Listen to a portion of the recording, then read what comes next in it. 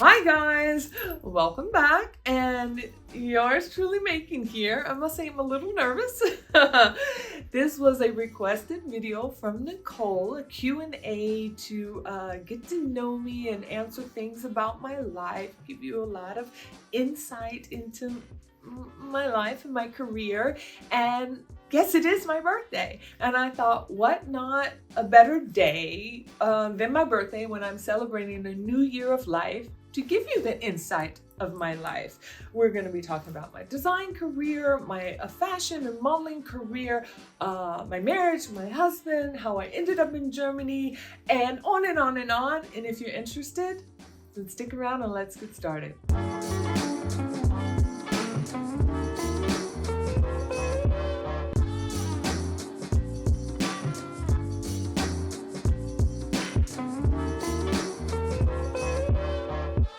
All right, you guys, like I said, today's my birthday. Yeah, at 8:30 in the morning on the 20th of February, 1970. Yeah, 1970. I'm 55 years old today. 55 and fabulous. I came into the world, and I would say as a true depiction of my personality of being impatient. I came 7 days early. Probably would have been 9 or 8 days earlier because my poor mother was in labor 36 hours. Now I came out as a low weighing baby, just about 7 pounds, but very long. Already had long legs, 22, 23 inches, I think. But my poor mother, she's only about 5'2" on a good day, okay? So she never dropped. So when she went into labor, it was a struggle bus. My poor mother, in exhaustion, finally passed out. You know, this was back in the days before they gave drugs or anything. She didn't have, what was it called, the epidural or anything. She didn't have all that. So in exhaustion, she passed out. And when she woke up, I was there. So the nurses and doctors had to physically do everything for her because she was out of it. But after she woke up, saw her baby, she unfortunately was not allowed to get any kind of rest because it had been spoken around in this little hospital, in this little college town in Illinois, about this baby that was born with a head full of hair. And I don't just mean a head full of hair, I mean a curl you would pull out and it was already 5 inches long. I had fuzz on my forehead, fuzz down my face. Basically, I was a monchichi. And you guys have to realize I was the first so-called child of color that was born in this hospital. My mother is a beautiful chocolate brown black woman. I am not. You guys can solve the puzzle, but that's not part of this discussion right now. So she never really got any rest the first hour that I was born. Everybody wanted to pop in and see this bizarro child.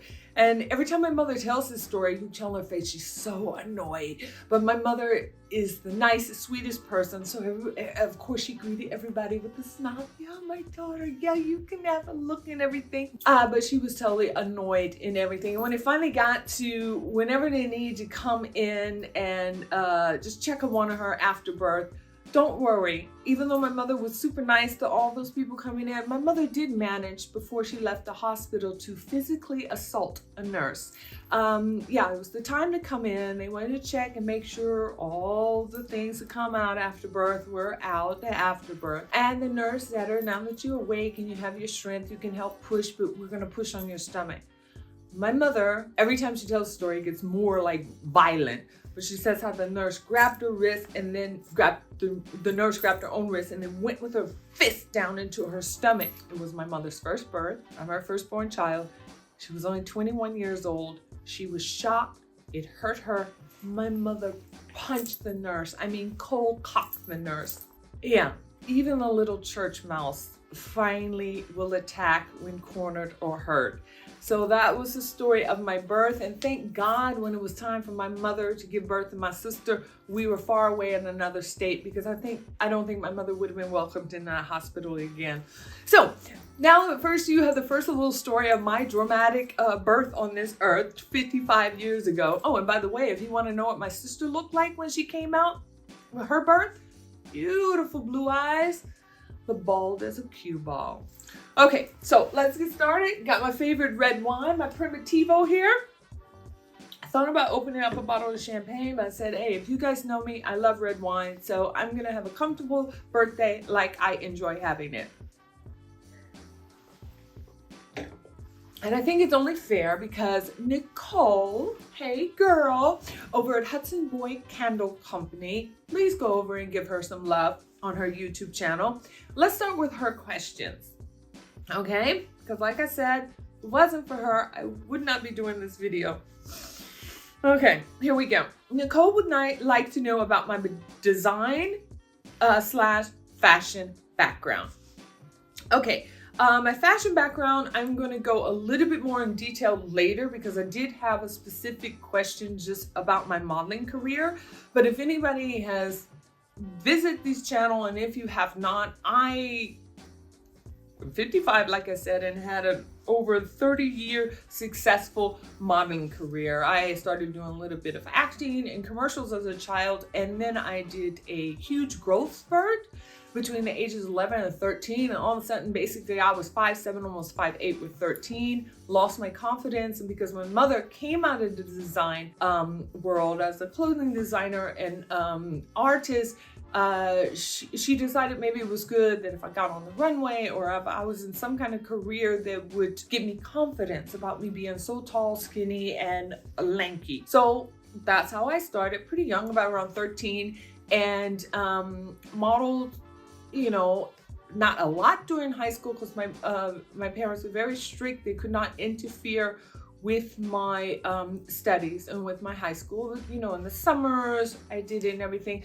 And then when I graduated from high school, my father gave me the choice. He's like, if you start college or if you want to go off to Europe for a year or two, I would finance that, because he was like, I'd rather you go off now and do it now instead of me spending the money of you going to college and then you break college. It's a waste of money and doing the modeling. But at the time, I wanted to go off and I wanted to do the college experience. And luckily for my father, I went to the school on a full scholarship. So other than my car, my insurance, and my dormitory fees, he didn't have to pay for anything.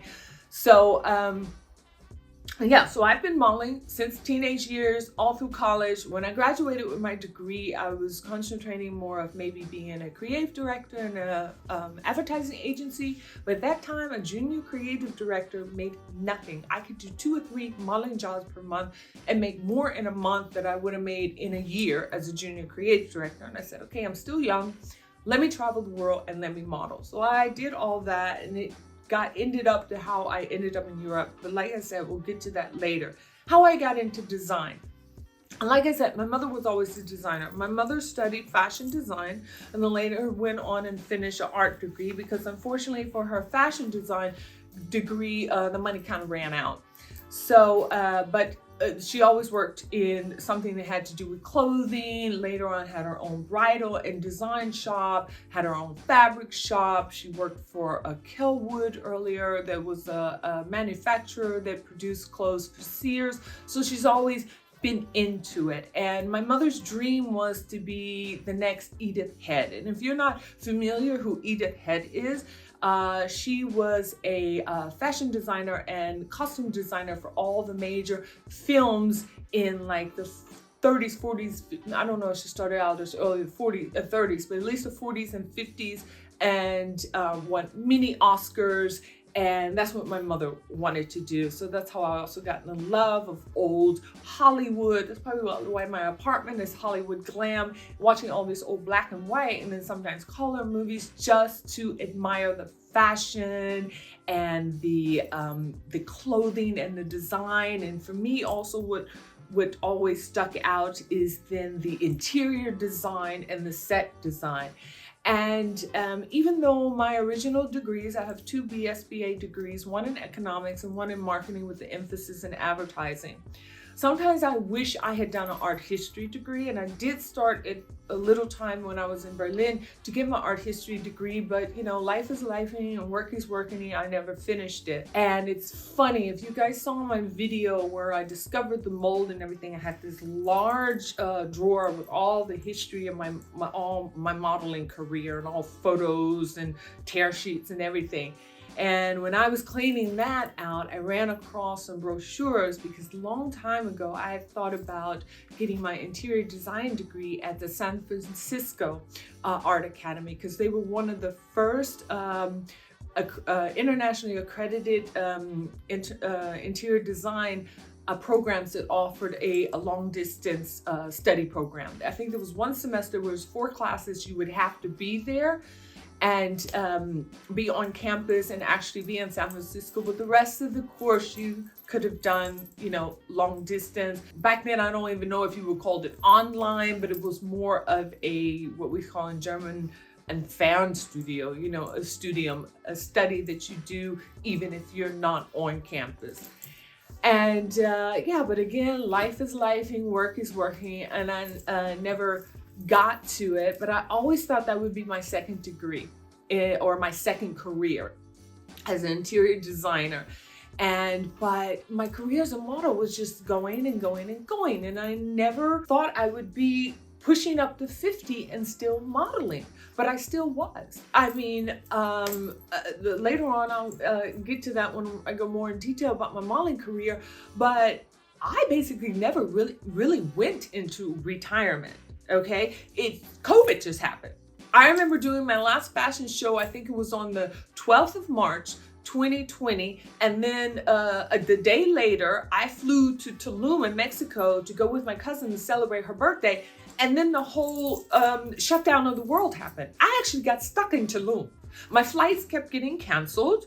I flew at Air France from Munich to Paris, direct to Cancun, and then with the driver to Tulum. But for some reason, I was being routed flying back to the United States, and all international flights from the United States to Europe were canceled. Finally, I was able to make it to Atlanta, and then I got on one of the last KLM flights because they had to get the crew members back to their home. So I said, if I just make it to Amsterdam, I can take a train home. So I got to Amsterdam, and then as soon as I landed, they were able to get me on a flight to Munich within an hour and a half, but it took me over 2 weeks to get my luggage, and then the whole world was shut down. So, and then after the pandemic, it was, I did a couple of jobs here and there, and I still will take some jobs, just depends on the money. Don't want to sound like a Linda Evangelista in the 90s. I don't wake up for less than 10,000. Yeah, I will wake up for less than that, but let's just say not much less than that. So I still do some modeling. Okay, then as I got more into design, it was about 2016, 2017. I'm 47. I'm wanting to prepare that if I do decide to retire.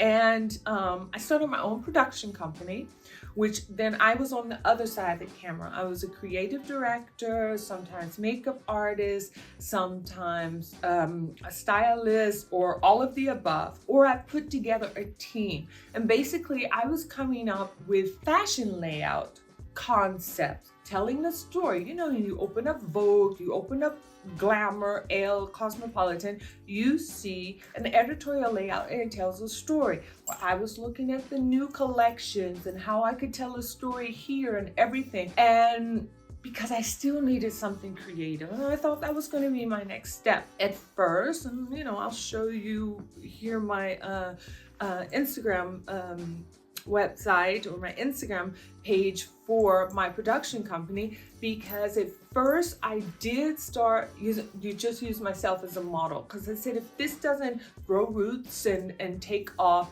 at least it's just good editorial pictures, published pictures for my own portfolio. But it did take off. It was very successful. I can say 100% of the money I invested to produce fashion productions, every single one of them was published in a magazine. And then again, pandemic hit, okay? Our lockdown was much stricter here in Europe, and we had 2 major ones. We had the first one, March to maybe July, and then we closed down again November 2020 until like April or May into 2021. So you could not get those teams together do a production, and I was under even stricter rules because my husband is a surgeon and he is also chief of medicine, and they were under very strict rules to keep within your family bubble. Okay, not meet with people outside because everybody was getting sick. The hospitals were, overfilled, and they needed every available and body-abling medicina or medical person, if it was a doctor, if it was nurse, if it was just ambulance driver, whatever. We were under stricter rules. And unfortunately, our family bubble was just us. So I couldn't really meet with a lot of people. So I'm sitting at home, 2020, what am I gonna do? And I started my first YouTube channel. And that was, like I said, I'll get into it a little bit later with my modeling career, but because I had done Germany's Next Top Model and I was a known model here, I had a fan base and seen as a little bit of a celebrity here. And I always used to get requests of young models or even a little bit older models, like, how do I get into the industry? How do I do this? How do I do that? So for my first YouTube channel, I was doing mostly lifestyle. I was doing a little bit of makeup, I was doing a little bit of skincare, and I was doing on the sofa with Macon, giving them advice how to break into the model industry. But then also at that time, I'm sitting around in my apartment. Let me change this. Let me change this. I told you my passion has always been, since long time ago, interior design. So then I started also doing, Dare to Decorate. That's how I got that name. The Dare to Decorate playlist, and doing a little bit more interior design. And through that, people were reaching out to me, can you help me with this? Can you help me with that? And then, but I would say more in the year 2022 and 2023, I started doing more interior design. Then I finally kind of neglected that other channel. And that's why in this year, in 2024, I started the Pure Interior Design YouTube channel. But I forgot to mention also, in the beginning of 2023, I actually started working with interior designer that I was not only friends with, but because I had become friends with her because I had gone often to her store or her business to get some advice, to order certain wallpaper, order this and everything. So she already knew my taste and knew my talents. So then that's how I got into interior design, and I am loving it. And actually, I have finally decided I am going to even though I have the jobs coming in and I have the experience, and I hope you can see that I have the talent, I still want that title behind my name. So starting in fall, I have enrolled in the Fine Arts Academy here in Munich, and I will be getting my master's degree in interior design. So this video is probably gonna be long. I love the chat, I run off my mouth. But now you know how I got from the fashion industry through creative direction into my interior design, always with the influence of fashion design from my mother. Also, my grandmother was a huge fashionista. I got a lot of my style from her. And through the old movies and everything with my mother, that I really love the set design and the interior design and the architectural design. And again, if you go and look on my Instagram page when it comes to my production company, you will see how I tell a huge story with my editorials, and how the scene design plays a huge influence, especially that editorial layout that I did based on the old story, Great Expectations, and highly influenced from the new film version of Great Expectations with Ethan Hawke and Gwyneth Paltrow, where the color green played such a large influence in the story. And then I set that into the editorial design, and you see how I find this decrepitated garden. It was part of this huge old decrepitated villa where we shot it to tell the story. And all I can tell you is refer to the movie, refer to the book, and why I needed such a grown over decrepitated garden and villa, because this woman was left on her wedding day and everything laid out for the wedding. She just left it there in the garden, and you walk through and you see the broken glasses and champagne glasses and everything, and the vines and everything grown over it, and the greenery. That's the kind of stories I like to tell. So, okay, I hope I'm not talking too much. Okay, Nicole also asked, living in Germany. Okay, how did I end up in Germany? Okay, when I was about 18 or 19, in the summer, I did some of my first jobs as a model in Germany, and it was only in West Germany. I was in Düsseldorf and Hamburg, and at those times, those were the top fashion cities of Germany.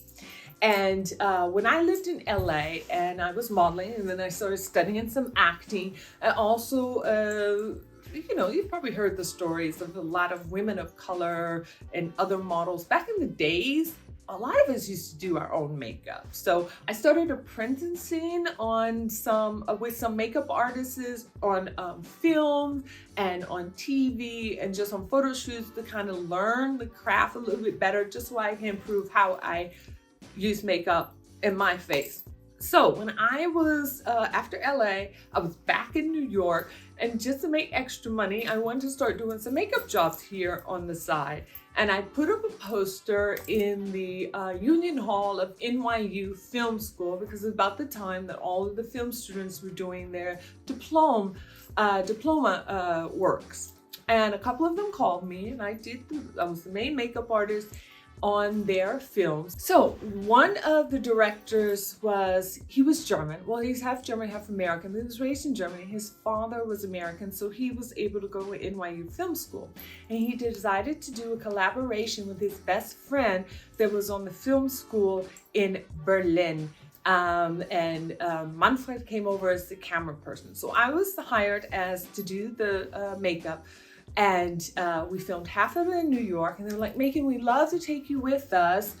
The second half is going to be filmed in Berlin. So I said, cool, everything, loved the city, was there about 2 or 3 weeks, came back. And coincidentally, at this time, my agency in New York said, hey, we had a contact from an agency in Berlin. They're looking for, some of our models. They want to do a sister agency or collaboration, use some of our international models. Go over there. Would you be interested? And I was like, hey, cool. Okay, why were they doing this? You have to realize the wall had just fallen down in 90. This was about 95, this was 1996. And before that, like I said, I had been in Düsseldorf and Hamburg. They were West Germany. They had private modeling agencies, okay? Berlin, what people don't realize is Berlin was an isolated city within East Berlin. West Berlin was there too. Even though West Berlin was free, it was isolated there in East Berlin. And they were not allowed to have private agencies. And back then it was a state-run organization called the Künstlerdienst. And they were basically the agency for models, actors, any kind of entertainment. So they had been slowly building up real agencies or private-owned agencies. But they needed that connection to bring in more international flair and have models. So they liked me. And I said, okay, I'll come over there. It was only supposed to be 3 months, and then it got to be 6 months, and then it was a year. And I was like, I'm kind of liking living in Europe. So I kept my apartment in New York for 1 extra year, sublet it. I wish I hadn't given up that apartment, because that was a rent-controlled apartment. I would still have it now. But let's not cry over spilled milk, or in my case, spilled red wine. But then I decided to plant my roots in Berlin. Berlin was still trying to build itself up. It wasn't the biggest fashion city in the world, but I still had Düsseldorf, I still had Hamburg, and you got to realize I could get on a plane and I'm an hour in London, an hour in Paris, an hour in Milan. A lot of catalogs were shot down in the Canary Islands or in South Spain, and then it was different seasons of the year that I could still go back to New York for 6 weeks and do my jobs there. So then that's how I settled, and I lived in Berlin 10 years until I got a major offer to be the house model muse of a designer based here in Munich. So then I moved down to Munich. So that's how I ended up in Germany. And the first flight I took was on the 26th of September, 1996 with 2 dogs and 3 cats. And I came over and I basically never left. And that's how I got here in Germany. Okay. And then the next question is, do you speak German? Ja, klar, ich spreche Deutsch. Ich spreche Deutsch perfekt. I've been here 28, going on 29 years. I wouldn't say that's a given because I have met some Americans that have been here 30 years and they still don't speak the language. But when I decided to live here, I immediately signed up for a very intense language school that every evening for 3 hours, 5 days a week, Monday through Friday, for 3 months, I was in a language school to learn the basics. And you learn the basics, you learn proper German, you learn, what you read in a book, what you learn in school. But then to learn how they speak on the streets and to learn the colloquialism and different accents and everything, you really just have to go out there and trust yourself and speak the language. And another thing I did is I used to watch old episodes of Melrose Place and Beverly Hills 90210 because I knew every episode back to back. I knew exactly what they were saying. So when I would watch it in German on German TV, I would pick up the little things that maybe friends would say between each other without me saying so properly as I was taught in school. So yes, I speak German. I speak German all day long with my husband, even though he speaks perfect English. Is just come into our relationship that I speak German all the time. And they say you really have conquered a language when you start to dream in the language. And I would say I've been in almost 30 years. And I would say after the first 10 years, I started having my dreams in German. Even if my father, who passed away in 1995, was speaking to me in my dream, or somebody else that I knew not in a past life, but in the life before I moved to Germany, that I know they don't speak German, we're having a full conversation in German. So yes, I do speak German. And then I think it is the next question, are you originally from the US? I think that is, you've probably realized that now, yes. Born and raised in the United States, and even though I was back and forth sometimes working, in 1996, being a 26-year-old young model, that's when I made my move, an immigration to Europe and to Germany. So yes, I am originally born and raised in the United States, and I still have an American passport. Okay, tell us about my name. Macon. Okay, actually Macon is Macon. It is a region in South France where Macon Village and a lot of red wine. Probably why I was destined to be a red wine lover. Your parents take vacations and things happen, and then they go back home and they realize, oh, we bought back a souvenir. Yeah, so let's say that is a second middle name. Or more of a nickname that has been always given to me, and it kind of lost the pronunciation Macon. Being raised in the United States, just Macon. I have nothing to do with Macon, Georgia. And my first name is Tanya Renee. I have a double first name, Tanya Renee. And actually, most of my life in Korea, I went by Tanya Renee. It wasn't until I moved to Europe, and because there's so many Tanyas, Anyas, Sonyas, Tatiana, and everything, I needed to single myself out a little bit. So it's unusual. It's also a name that the only other Macon I've met in my life was a young man. And then I remember years ago on Facebook, I searched and I actually found a Macon Reed. Also spelled her last name just like mine. She was a 14-year-old girl living in Ohio. So I just felt like the name was very androgynous. Nobody knew what to expect. And and since the last 30 years, it's been my main name. And the only person that still calls me Tanya is my mother. And she will say all names if she's pissed off at me. But yeah, so that's how I got the name Macon, because of the south of France. Okay, I think I've answered all of Nicole's questions. Okay, Amarok. Amarok, I hope I'm pronouncing your name correctly. I apologize. People pronounce my names wrong too. Oh, talk about name. Ugh. Another reason why I had no problem using the name Macon is because I hated my name growing up. My mother spelled my name like the original Russian way of spelling the name, Tanya. And of course, spending most of my time in the southern part of the United States, I was always called Tanya. So I hated that. And then also being a 70s kid, as soon as they had that whole scandal and everything with Patty Hearst, and you know her name Tanya with the Black Panthers and everything, it was just, yeah, okay. I digress, but I've always hated the name Tanya, and you know, whatever. Okay, Amarok says that she loves my fashion meets interior design videos, and if I could tell her more about my modeling career. Okay, now we're going to go into depth about my modeling career.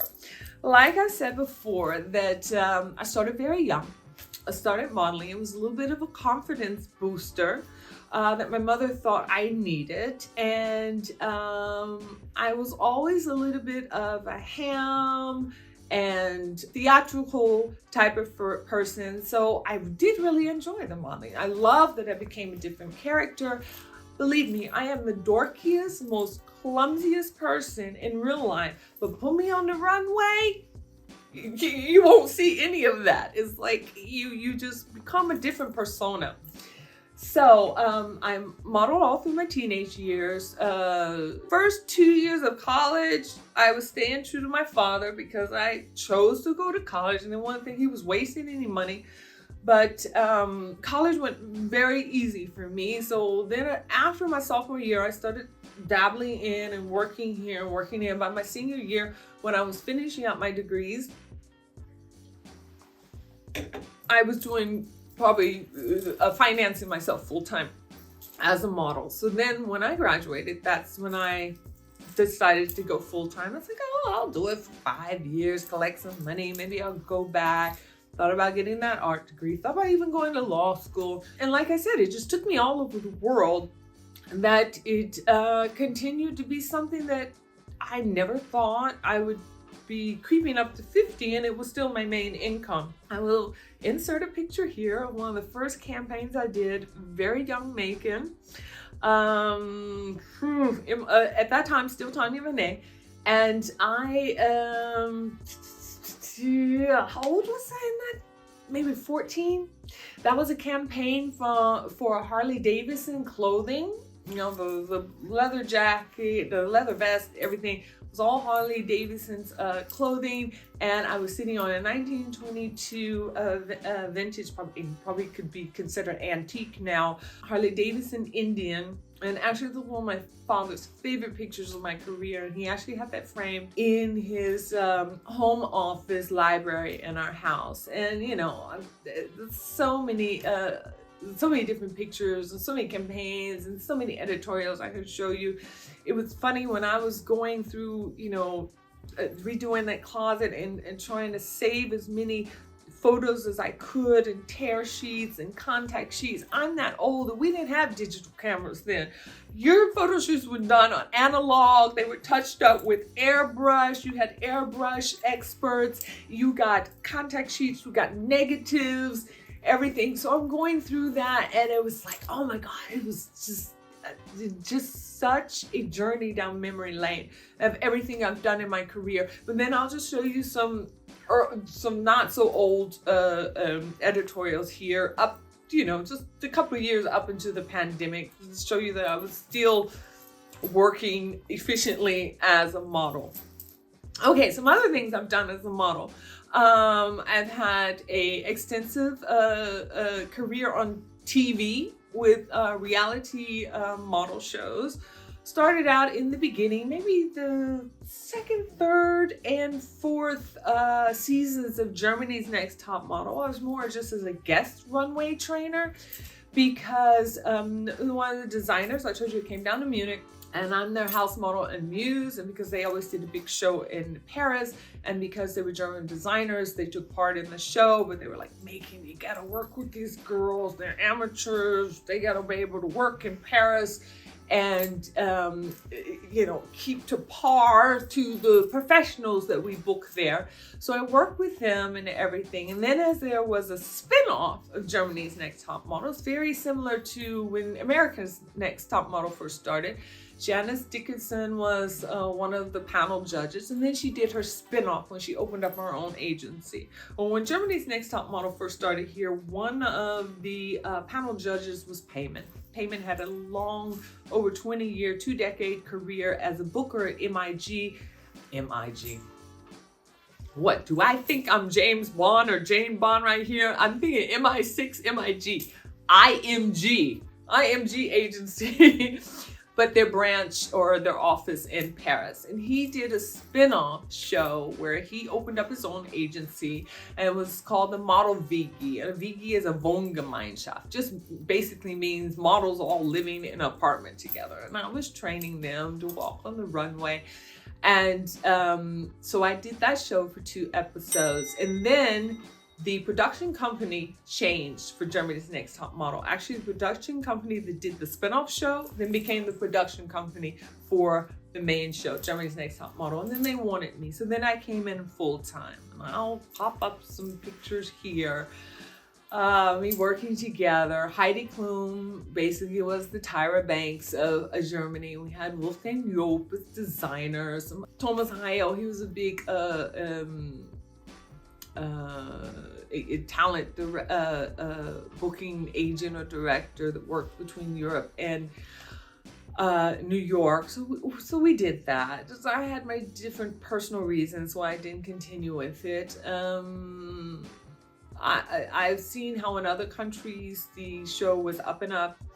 The girls went further. Maybe that's for another video to go more in detail to that. But I just felt like the girls were these unlawful contracts that they were then chained into, even if they weren't one of the top 5 finalists, that they had no chance to really do international models. Most of the girls that dropped out early or got eliminated early, they were the ones that really went on to have some success because they were not trapped into this contract and couldn't do anything internationally.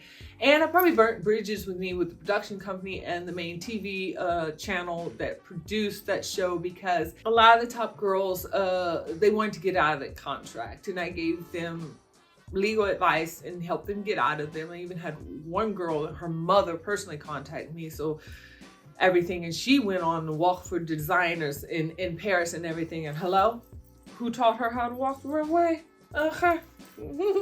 Okay, so it was a bad experience. I didn't like how the young girls were treated, and I didn't like the it was hindering their chance of really becoming models than helping. So that goes into that. So then now you understand why I started the first YouTube channel giving advice, because of that. Number one, girls saw me everywhere in the magazines, they saw me on runways, and then because of my influence on Germany's Next Top Model, I had so many young people and people that were maybe not so young that wanted to start in the industry.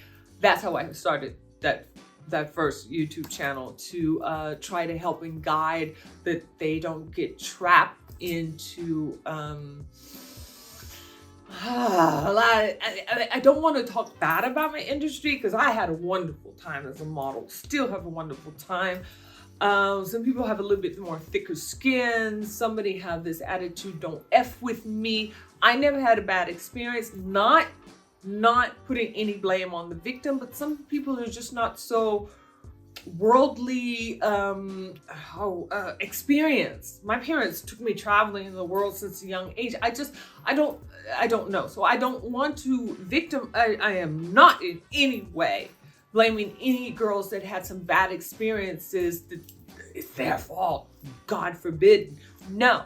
I mean, I'm the first one. If I find out something happened to a young girl, I really in their corner. And there's several times when me as a little bit more older model, as over a certain age, I'm running into the 15, 16-year-olds that are not being escorted. The parents can't afford to come and escort them. And legally, like in Paris or Milan, there's supposed to be somebody with them from the agency. I'm like, okay, you got to go to this casting. I have to go to this casting too. I have to go to this fitting. If you knew how many little chickadees this mama hen had under her wings, taking care of little girls and making sure that nothing happened to them on the streets of Paris, and Milan's really bad. And so please, I am not in any way saying anything that happened, bad experience that happened to girls in this industry is their fault, but it does happen. It does happen. Okay, let's get away from me and my career. Okay, Caramel Unicorn, she asks, okay, now we're getting a little bit private here, and I must say I'm a little nervous. Sometimes as she sees my husband seen in the videos, she wants to know, where did we meet? How long have we been married? And is he the reason I am Germany? Sorry, blah, blah, blah. I told you I was nervous.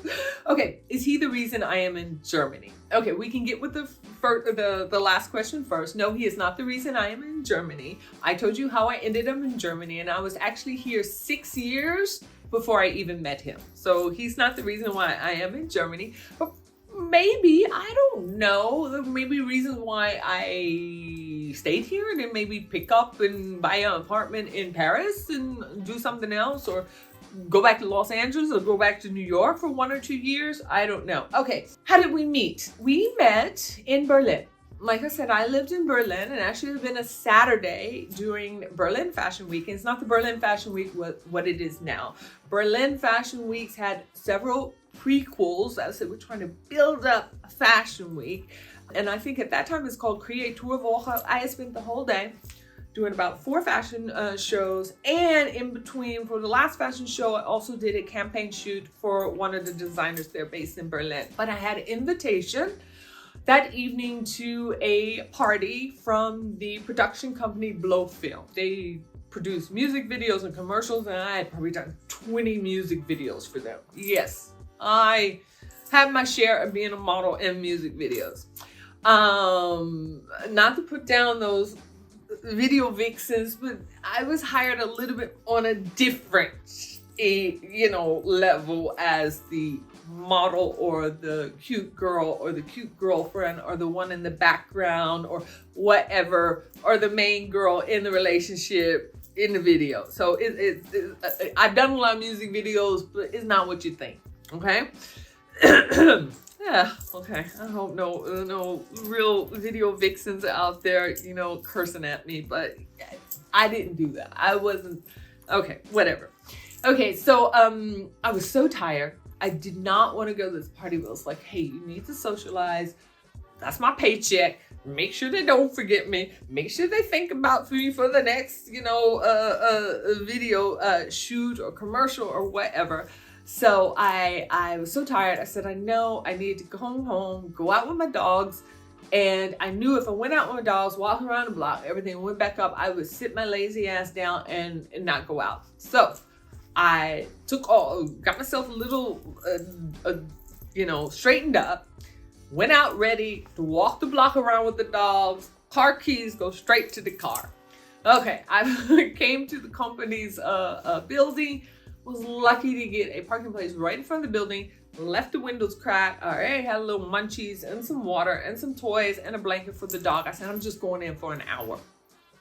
Okay, I go in, greeting people, hey, they're like, Megan, hey, whatever. Go to the bar, give me a glass of wine. And then I went back to like the reception area because I needed to sit and catch my breath before I finish socializing. I have good attitude because sometimes I can get a little bitchy. Okay, are you surprised? Okay. So I'm sitting there at the desk and the reception thing kind of makes an L.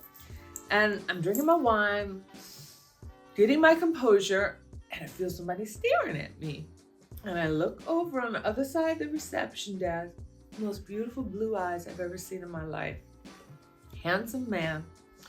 And he didn't say anything. He just smiled at me. I smiled at him.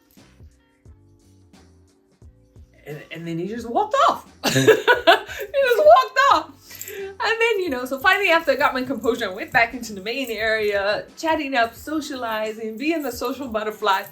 And then I ran into a girlfriend of mine, Nora, and she's there with another friend of mine that also works for the company. And we're sitting there at the bar catching up and everything. And I still notice this beautiful blue-eyed guy staring at me against the wall. But then he's with a dark-haired, dark-eyed guy. I was like, Nora, who are these guys? And Nora happened to meet them, or at least his friend that was with him, a couple of days before at a soccer match. Because Nora is half Hungarian, and he was from Hungary, even though his race is most of his life in Germany. His name was Akash. He happened to be in medical school with Christian, and at this time they were just in Berlin. They're both from Düsseldorf, in Berlin for a 6-week internship in hematology at the Charité, the biggest university hospital in Berlin. So she told me, yeah, and his friend is Christian, and da-da-da-da. Okay, Akash was already in a relationship. He was in love with his girlfriend. So, find out later, but of course it was obvious. Akash comes over to break the ice for Christian. My husband's name Christian. And to come greet Nora again and have Nora introduce me to him and everything. And finally, about 5 minutes later, Christian comes over, and I probably shocked the guy. And I was like, yeah, so I heard your name is Christian. What took you so long to come over? And we ended up sitting and chatting. Nora and Akash disappear, and he's telling me about his hematology and oncology internship. And my father was a hematologist, oncologist. So we started talking about my father's research. And then, as a medical student, you have certain access to certain websites and everything. And you can get in medical published research papers and everything. So he found some things, my father, and we talked about them. And then him and Akash were like, oh, we have another friend of ours that's here this weekend from Düsseldorf. He's a DJ. He's performing at the Treptower Tower. Okay, Treptower Pop Tower was a 4-story club, which on each level they played different music. So I said, I'll drive you guys over there. All this time, my damn dogs is still in the car, but I'm not a neglective mommy. Every 20 minutes I kept checking on them, everything, even refilled their water at one time. So this was September. It wasn't too cold, wasn't too warm. They were perfectly fine. Okay, so then the dogs went with us to Trep Tower, and we found his friend that was DJ, and so we danced there a little bit. He did more electro techno music, and then he took a break, and then we went down to the level beneath. There was reggae, and then we danced the whole night. We just danced the whole night. And then finally I took them home in the wee hours of the morning, dropped off Akash when he was staying with a friend, and dropped off Christian when he was staying with 2 guys that I knew. They worked for Blow Film. That's how Christian ended up in the party. He was staying with our 2 friends, Kazi and Enrico, that he knew from his high school times in Düsseldorf, but they had moved to Berlin to break into the film industry, and they were both working at Blow Film. So that's how Christian ended up there. That's how I ended up there. We made our first date. That was Saturday. We made our first date for Monday. So we went out that night in Berlin. Both of us are so nervous. We couldn't eat anything. But the next day on Tuesday, his 6-week internship was already over. So he had to pack his stuff and go back to Düsseldorf. So basically I had this great date with him, and then I'm like, this guy's going back to Düsseldorf. Is he ever going to call me again? Well, he did call. And luckily with my agency in Düsseldorf, a week later, I had booked 4 jobs in a week. So then a week later, I got to go to Düsseldorf. Düsseldorf. I told you I was nervous.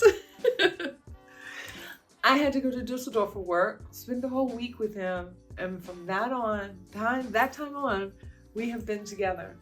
And that was the end of September 2002. We married on the 4th of November, 2008, 6 years later, and that was a wonderful wedding. We went away with each other, just the two of us, got married on the island of St. Lucia, incorporated a few days there, then getting married, and then spending our honeymoon. But the day we got married is a day that went down in history, not just because I married the love of my life, but because that was the day President Obama got elected president in his first term. You know, I had already voted early. I was in New York before we flew down there. But a part of our wedding package with that ceremony, our little, reception, everything, that we had a moonlight private dinner on the beach. They set up a table. We had like a 4-course meal. They said private butler. Basically, we had a private waiter. And we're out there enjoying, our champagne glasses, wine glasses, are getting empty. Where's our next, course? And our waiter always was taking a lot of time. Found out he was glued to the TV in the kitchen trying to see the results of the election. And of course, after our meal was finished, you go back to your little bungalow on the beach and, you do what you do after getting married. And then my husband and I turned on the TV. It was like 11:30 at night, almost midnight. And it was announced that President Obama had won. You should have heard the uproar. I mean, you could hear everybody on the island. And mind you, it's a predominantly Black island, but our little waiter was a middle-aged old white man, and he was happy as all get out the next day as we saw him in the restaurant that won. So I have that beautiful memory of my wedding and then this change in the world and the change for the United States.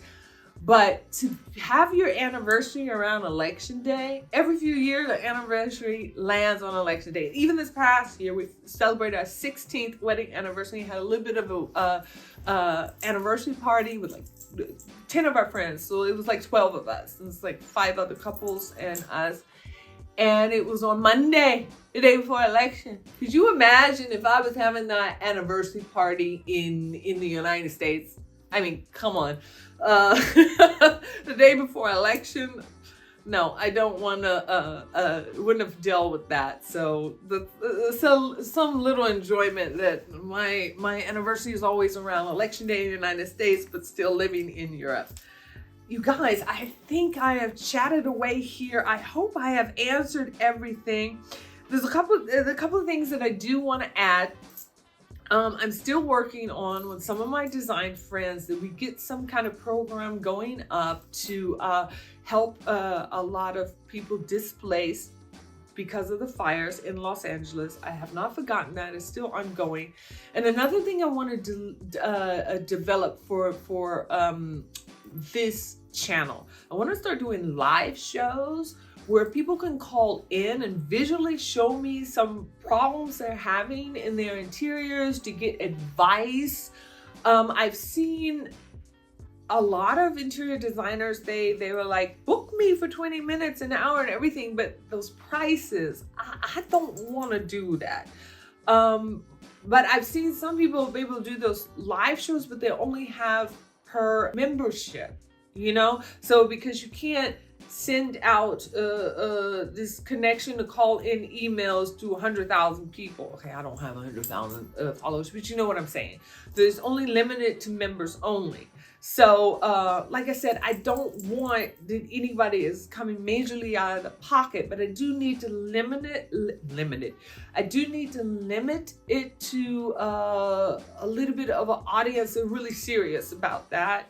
If it's just $2.99 a month, $5.99, $7.99, I don't know, but it also should be something that you can be membership for as many months until you get what you need, and then you stop it. If that's 6 months, 10 months, 12 months, you stop it. Anytime you're like, okay, I need to work on another room, then you come back as a member, that you're part of that small group that we can reach out with each other, have visual. You guys, let me know what you think. And I think I've chatted up. Vincenzo, what's the time on the camera? We have like roughly an hour. I'm such a chatterbox, but I hope you enjoyed getting a little insight into my life and my marriage, my degree. I'm trying to think, is there anything that I forgot? Oh, I know what I forgot. I ordered something on Vestiaire for my birthday. Came today, and I thought I'd open it up with you guys. You guys know I love. This is a little, oh, it's so cute. It's a little pouch pochette over the shoulder. Oh, wait, it's tangled up here in the tags. One second. Okay, here we go. Over the shoulder pochette from Loewe. Look at this beautiful, maybe Vincenzo can close up here. Beautiful detail. But what's so cool about it, half the time I only walk around with my wallet. And I have a couple of other evening pouches that are just like this. You basically open up, I have enough room for keys, anything else, cigarettes. Yeah, I smoke. And just your bank cards and your credit cards and a couple of bills of cash. But I thought this was so cute. So that was my birthday gift to myself. I ordered it secondhand, but most of this stuff has not even been worn from Vestiaire. You guys do not sleep on Vestiaire. Everything comes with a, look, they always certify everything. This is a certification from Loewe. What is everything also you get from here. Here is the security authorization. I told you guys, you wondered if I speak German. That's half my problem. Half the time I'm having complications pronouncing my German words because, I have complication pronouncing words in the English version, correct pronunciation, because I'm mixing out with the German pronunciation. I just said it. Authorization. German with Autorisierung. Authorization, security, that means somebody has checked over this. More than one people have checked over and make sure that this is truly real. But I know it's real. I've seen it before when it was presented a couple of years ago. But it is so cute. So this is my little birthday gift to myself. We'll see what my husband gives me later. But I told him, he gave me this beautiful blue diamond ring for Christmas. I'm not a big Valentine's person, and I told him, whatever, give me something nice for our anniversary or just next birthday when it comes around.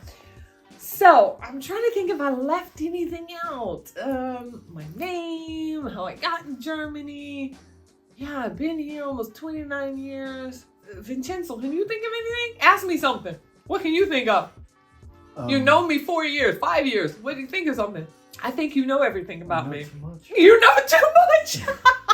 Okay, then shh. Don't blackmail me. Vincenzo knows too much. Okay, you guys. I think we're going to end it here. I think I've included everything. If I forgot something, you'll hear a narration. I'm going to throw in pictures here so you can get a visual of my life. Me on the runway, me in magazines, whatever. Yeah, actually, I was a little nervous about this video, but because I don't really like talking about myself that much. But this has been fun. And maybe we'll do this again and again, every different positions or milestones in this channel. And if you guys have any extra ideas for this channel and what direction you'd like to see it go, hey, I'm open. I'm open for everything. Open for suggestion. You guys, it's my birthday! And as always, yours truly, okay, heart making. Love you. See you next time. Bye. And tell you the truth. Look at me, I'm grabbing for the bottle. Oh my God. Yeah, I'm a little drunk now. But hey, it's my birthday.